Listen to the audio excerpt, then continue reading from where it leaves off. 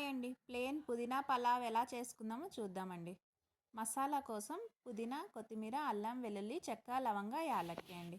ఇదంతా పేస్ట్ చేసుకుందాం. Onion, tomato, green chilli, కరివేపాకు అండి. ఆ గ్లాస్తో 2 గ్లాసులు బియ్యం తీసుకున్నాను.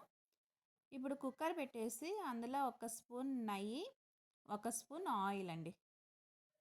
ఇవి 2 బాగా వేడెక్కిన తర్వాత పుదీనా ఆకు, షాజీరా వేసుకున్నానండి. ఇది బాగా ఫ్రై అయిన తర్వాత ఆనియన్, టమాటో, గ్రీన్ చిల్లీ, కరివేపాకు వేసుకుందామండి. ఇంకా పుదీనా ఏం అవసరం లేదండి దీనికి.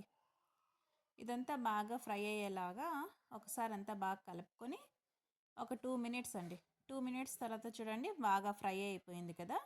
ఇప్పుడు ఇందాక రుబ్బి పెట్టుకున్నాం కదా, కొత్తిమీర, పుదీనా, అల్లం, వెల్లుల్లి, అదంతా పేస్ట్ వేసుకుందామండి. చూడండి ఇలా అంతా పేస్ట్ వేసుకుని కొద్దిగా జార్ కడుక్కొని ఆ నీళ్ళు కూడా కొద్దిగా వేసుకుందాము.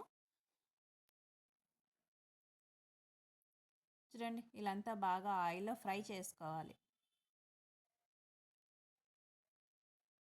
ఇలా ఫ్రై చేసుకొని మనము రుచికి సరిపడినంత సాల్ట్ వేసుకొని ఒక 2 నిమిషాలు ఫ్రై చేసుకుందామండి. అది ఆయిల్లో బాగా ఫ్రై అవుతుంది కదా. ఆయిల్ మనకి బాగా వచ్చేసింది చూడండి. ఇప్పుడు ఇందాక కడిగి పెట్టుకున్నాం కదా 2 గ్లాసుల బియ్యం వేసుకుందామండి. నీళ్ళన్నీ వంచేసుకొని బియ్యం వేసుకుందాం. ఇప్పుడు 2 గ్లాసుల బియ్యానికి నేను 3:30 గ్లాసులు వాటర్ తీసుకున్నానండి. అదే గ్లాస్తో 3:30 గ్లాసులు వాటర్ తీసుకొని ఒక్కసారి ఇలా కలుపుకొని కుక్కర్ మూత పెట్టేసి 2 విజిల్ వేసుకుందామండి.